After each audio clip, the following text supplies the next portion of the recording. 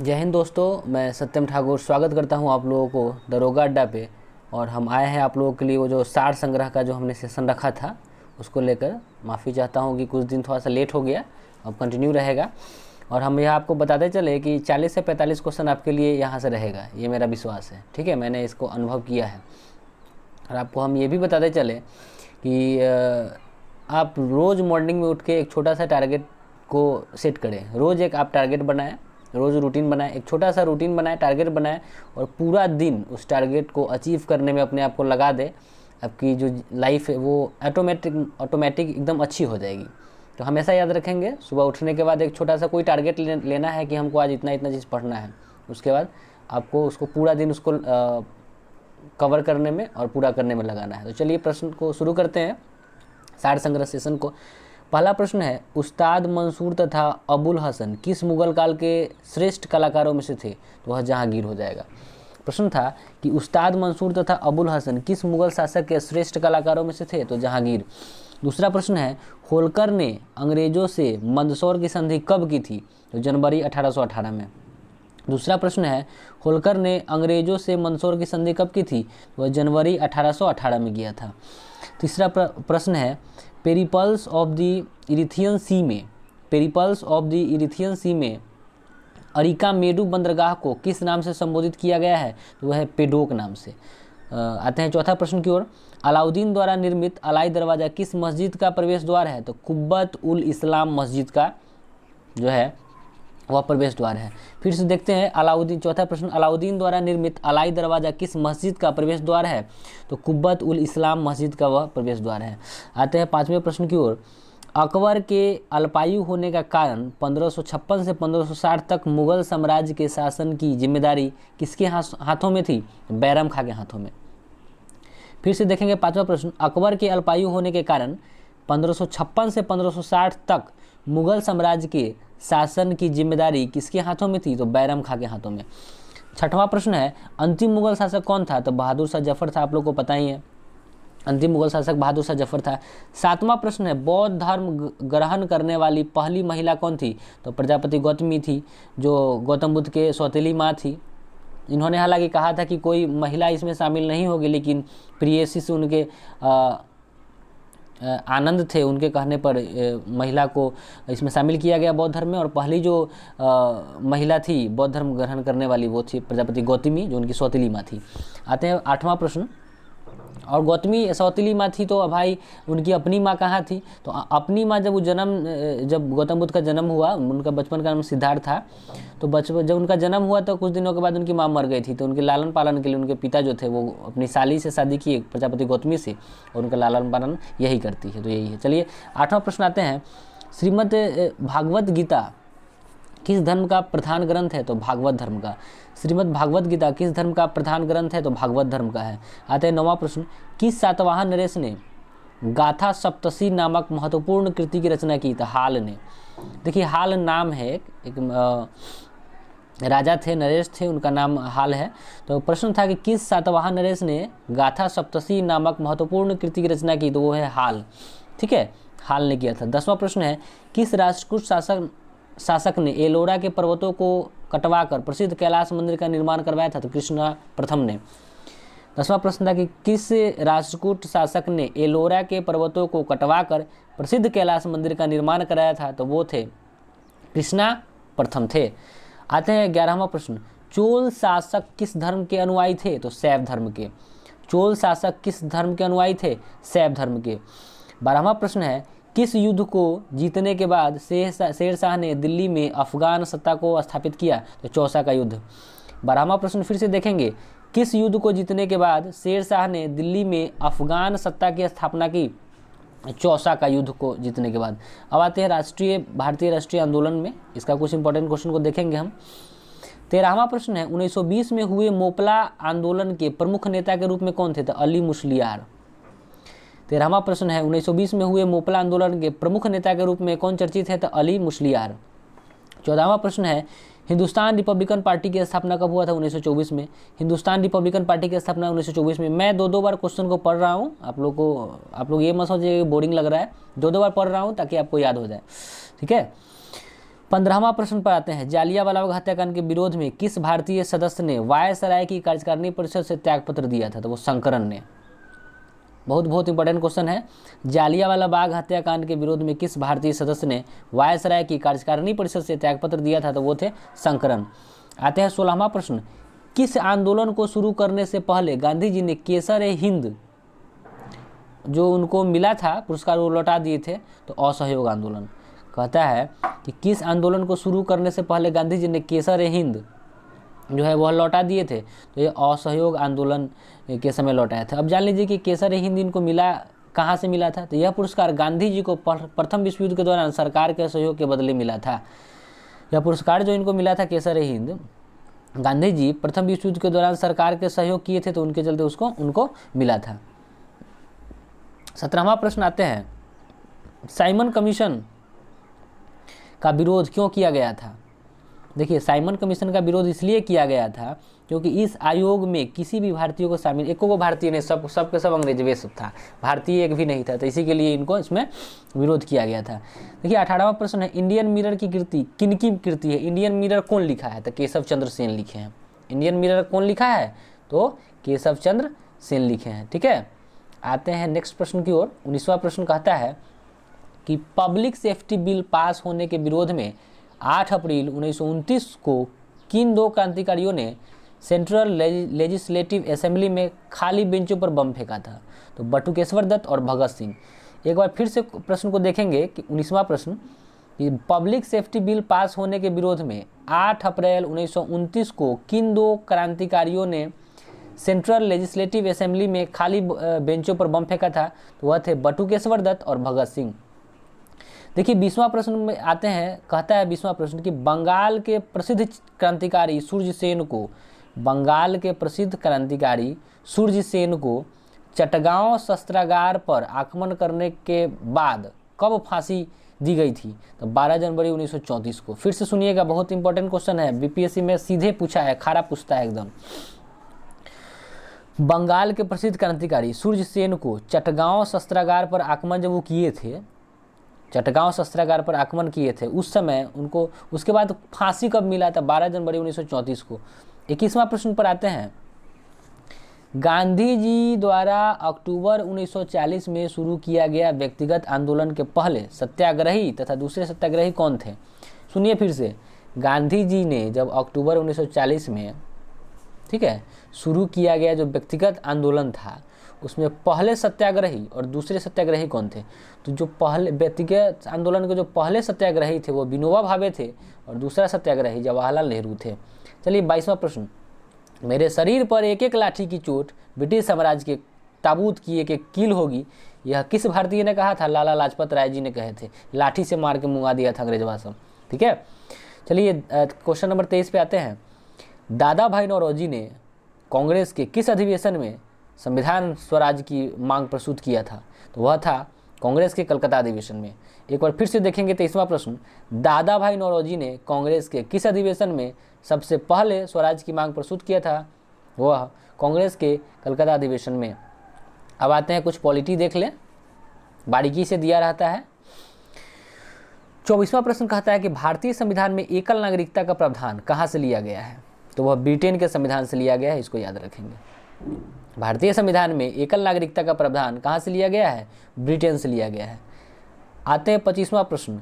राजभाषा आयोग के प्रथम अध्यक्ष कौन थे? तो बीजी खरे। राजभाषा आयोग के प्रथम अध्यक्ष थे बीजी खरे।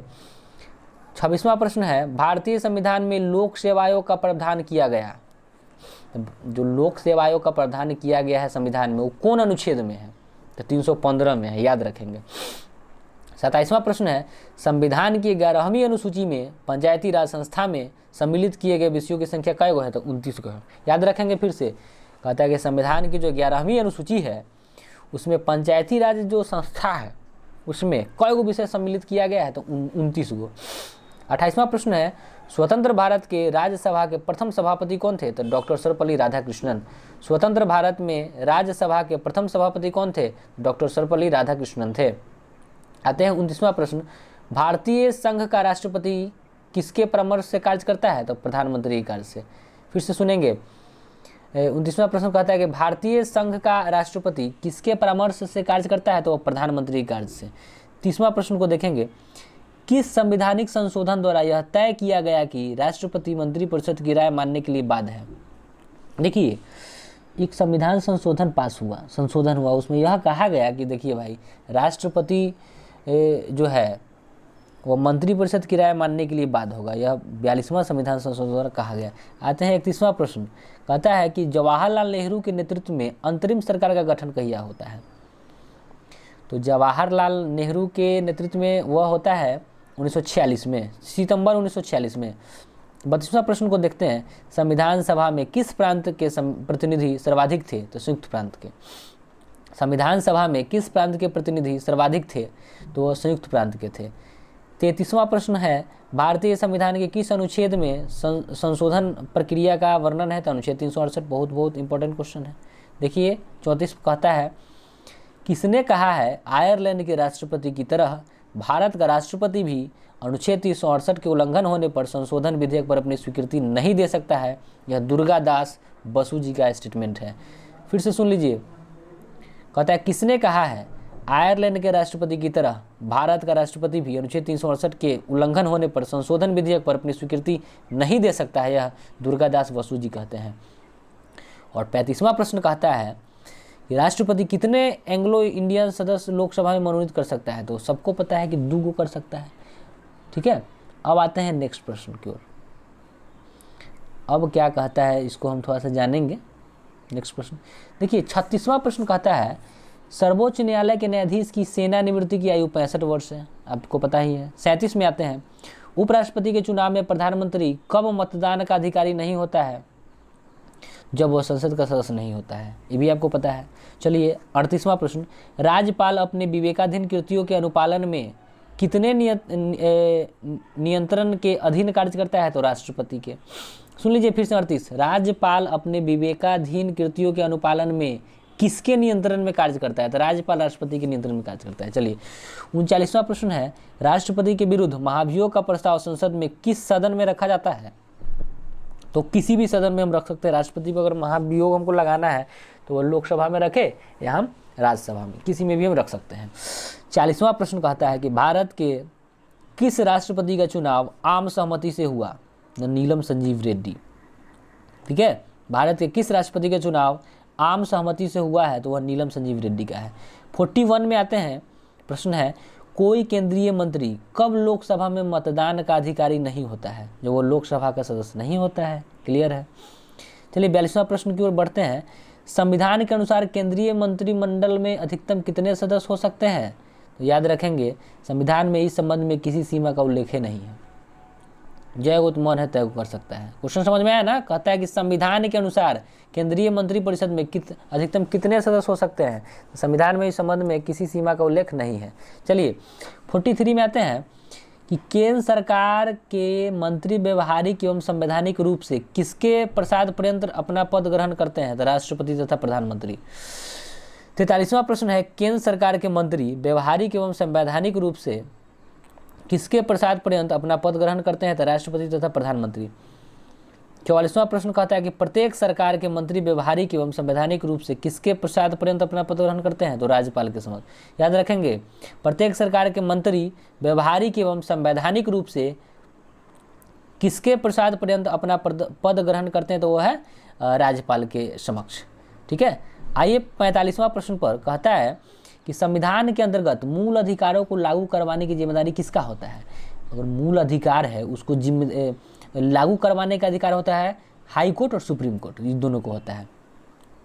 चलिए 46 में आते हैं, मूल अधिकार के उल्लंघन की स्थिति में किस अनुच्छेद के अंतर्गत व्यक्ति सीधे सर्वोच्च न्यायालय जा सकता है, तो अनुच्छेद 32 याद रखेंगे। अगर आपका मूल अधिकार का कोई उल्लंघन करता है तो अनुच्छेद 32 आपको यह अधिकार देता है कि आप सीधे सुप्रीम कोर्ट जाएं। अब आते हैं भारत एवं विश्व का कुछ भूगोल है, इसके बारे में जानते हैं। तो 47 नंबर प्रश्न है, एरिड फॉरेस्ट रिसर्च इंस्टीट्यूट कहाँ है, तो जोधपुर में। एरिड फॉरेस्ट रिसर्च इंस्टीट्यूट कहाँ पर है, तो जोधपुर में है। 48 में आते हैं, दक्षिण अमेरिका का द्वार किसको कहा जाता है, तो वेनेजुएला को। दक्षिण अमेरिका का द्वार कहते हैं हम, वेनेजुएला को हम कहते हैं। 49 में आता है कि वन विज्ञान एवं तकनीकी संस्थान कहाँ स्थित है? Institute of food science and technology, वह स्थित है बेंगलुरु में। वन विज्ञान एवं तकनीकी संस्थान बेंगलुरु में है। आते हैं 50वां प्रश्न की ओर। पश्चिम बंगाल का टीटामढ़, देखिए पश्चिम बंगाल का टीटामढ़ पेपर मिल्स भारत के अग्रणी कारखानों में से एक है। इसकी स्थापना कया हुआ था? तो 1881 में इसका स्थापना भेल। चलिए 50 नंबर प्रश्न समझ गए। पश्चिम बंगाल का टीटामढ़ पेपर मिल भारत के अग्रणी कारखाना में से एक माना जाता है। इसकी स्थापना 1881 में होता है। आते हैं 51वां नंबर प्रश्न की ओर। क्या कहता है? किशन गंगा किस नदी की सहायक नदी है? तो झेलम नदी की। किशन गंगा झेलम नदी की सहायक नदी है। क्लियर। 52 कहता है कि बेम्बानाद झील कहाँ है? तो वह केरल में है। बेम्बानाद झील कहाँ पर है? केरल में है। 53 नंबर क्वेश्चन है कि Diamond Harbour Salt Lake City स्थित है कहाँ पर? तो कलकत्ता में। देखिए डायमंड हार्बर की बात जैसी कहेगा ना, डायमंड हार्बर और सॉल्ट लेक सिटी, तो कलकत्ता में है। 54वां प्रश्न कहता है बैरोमीटर का पारा एकाएक गिर जाता है तो मौसम का संकेत। देखिए बैरोमीटर का पारा अचानक गिरेगा ना तो तूफान आता है, ठीक है। आंधी तूफान आने की जो है, चक्रवाती तूफान आने का संकेत होता है जब बैरोमीटर का पारा अचानक गिरेगा। धीरे धीरे ऊपर उठेगा तो मौसम साफ होगा। क्लियर। देखिए आता है 55 नंबर कि भारत और पाकिस्तान की सीमा जो है वह उस सीमा निर्धारित जो की गई थी उसका नाम जो है रेड क्लिफ रेखा है। आते हैं हम 56 नंबर क्वेश्चन में कि गोबी मरुस्थल कहाँ है? तो वह मंगोलिया में है। गोबी मरुस्थल कहाँ है? तो वह मंगोलिया में है। देखिए 57 नंबर पे आते हैं पर्यावरण जैव विविधता। इससे भी क्वेश्चन रहता है बिहार दरोगा, BPSC, PT, Bihar SI, UPSI और बिहार सचिवालय, एसएससी, जीडी सब में पूछा जाता है। वीडियो को लाइक, सब्सक्राइब, कमेंट जरूर करें, ठीक है, ताकि हमको भी थोड़ा सा मोटिवेशन मिलेगा। आप लोग नहीं करते हैं तो आपको उचित बनता है करना। चलिए 57 कहता है कि भूमंडलीय ऊष्मन की आशंका वायुमंडल में बढ़ती ऊर्जा सांद्रता के कारण बढ़ रही है। मतलब किसके लिए? कहता है कि भूमंडलीय ऊष्मन की जो आशंका है वो वायुमंडल में बढ़ती ऊर्जा सांद्रता के कारण बढ़ रही है। तो कार्बन डाइऑक्साइड की। किसकी बढ़ रही है? तो कार्बन डाइऑक्साइड का बढ़ रहा है। क्लियर है। अब आ जाते हैं हम 58 नंबर प्रश्न की ओर। कहता है कि 50 से अधिक देश द्वारा समर्थित संयुक्त राष्ट्र का मौसम परिवर्तन समझौता कब प्रभावी हुआ था? तो मार्च 1994 में। 50 से अधिक देशों द्वारा समर्थित संयुक्त राष्ट्र का मौसम परिवर्तन समझौता कब हुआ, प्रभावी हुआ था? तो वो हुआ था मार्च 1994 में। आते हैं 59 नंबर। कौन सी प्राकृतिक रूप से पाई जाने वाली ग्रीन हाउस गैस सर्वाधिक ग्रीन हाउस इफेक्ट कहलाती है? तो जलवाष्प। कौन सी प्राकृतिक रूप से पाई जाने वाली ग्रीन हाउस गैस सर्वाधिक ग्रीन हाउस इफेक्ट कहलाती है? तो जलवाष्प है। 60 नंबर प्रश्न कहता है किस पर्यावरण में जैव द्रव्यमान का विकास उत्पादन न्यूनतम होता है? गहरे सागर में। कहता है 60 नंबर की किस पर्यावरण में जैव द्रव्यमान का वार्षिक उत्पादन न्यूनतम होता है? तो वह गहरे सागर में। 61 नंबर कहता है कि प्राणियों और पादपों की जातियों में अधिकतम विविधता मिलती है कहाँ पर? तो उष्णकटिबंध के आर्द्र वनों में। उष्णकटिबंध के आर्द्र वनों में। समझ गए। चलिए 62वां क्या कहता है वो देख लें। कहता है कि जैव विविधता के साथ साथ मनुष्य की परंपरागत जीव के संरक्षण के लिए सबसे महत्वपूर्ण रणनीति किस एक की स्थापना करने में निहित है? तो वो जीवन मंडल नियम, जिसको रिजर्व कहते हैं। 62वां प्रश्न फिर से देखेंगे। जैव विविधता के साथ साथ मनुष्य की परंपरागत जीव के संरक्षण के लिए सबसे महत्वपूर्ण रणनीति किस एक की स्थापना करने में निहित है? तो वो जीवन मंडल के नियम। 63वां प्रश्न देख लीजिए। भारतीय पक्षियों में कौन सा अत्यधिक संकटापन्न किस्म है? The great Indian bustard. भारतीय पक्षियों में कौन सा अत्यधिक संकटापन्न किस्म है, बड़ी संकट में है? तो वह ग्रेट इंडियन वॉस्टर्ड है। देखिए 64 नंबर क्या कहता है? विलुप्त होने वाली प्रजाति की सूचीबद्ध होती है रेड डाटा बुक में। याद रखेंगे, कभी कभी आप पढ़ते हैं कि रेड डाटा बुक, विलुप्त होने वाली प्रजाति की सूचीबद्धता होती है रेड डाटा बुक में। अब आइए जैव विविधता पर संयुक्त राष्ट्र सम्मेलन के दलों का 10वां सम्मेलन आयोजन किया जाता है था तो नगोया में। फिर से सुनेंगे 65वां। जैव विविधता पर संयुक्त राष्ट्र सम्मेलन के दलों का 10वां सम्मेलन आयोजित किया गया था नगोया में। और 66वां और अंतिम प्रश्न है, क्योंकि वीडियो ज़्यादा बड़ा हो जाएगा तो आपको नींद आ जाएगा, आई नो वेरी वेल, नींद आ जाएगा और आप बोर हो जाएंगे। लेकिन याद रखो दोस्त, सफलता पाने के लिए यही चीज़ें जो हमको सफलता दिलाएगी, तो बोरिंग किस चीज़ का। गर्लफ्रेंड के साथ बोरिंगे नहीं होता है, यूट्यूब पर फेसबुक चलाते हैं तो बोरिंगे नहीं होता है, और पढ़ाई करने में बोरिंग होगा तो बस वही आपको असफलता हाथ मिलेगी, दूसरा कुछ नहीं मिलेगा। इस चीज़ को हमेशा याद रखेंगे, असफलता के सिवा। चलिए 66वां नंबर प्रश्न जान ले, कौन सी गैस ग्लोबल वार्मिंग के लिए ज़्यादा जिम्मेदार है, तो वह कार्बन डाइऑक्साइड है। और हमेशा याद रखें कि कभी भी, और ये चीज़ आप लिखते चलें, नोट्स में आप लिखते चलेंगे तो आपका एक तो आप सुन रहे हैं, एक सुनिए, फिर लिखिए, फिर उसको रिवाइज कीजिएगा, तो आपको काफ़ी हद तक आपको सफलता हासिल होगा और क्वेश्चन याद हो जाएगा। और हम फिर से बता दें आपको कि सुबह में मॉर्निंग में उठने के बाद एक टारगेट फिक्स करें और पूरा दिन उस टारगेट को अचीव करने में आप लगाइए, उस टारगेट को पूरा करने में लगाइए, आपका जीवन ऑटोमेटिक जो है वो अच्छा हो जाएगा। तो फिलहाल जय हिंद, धन्यवाद।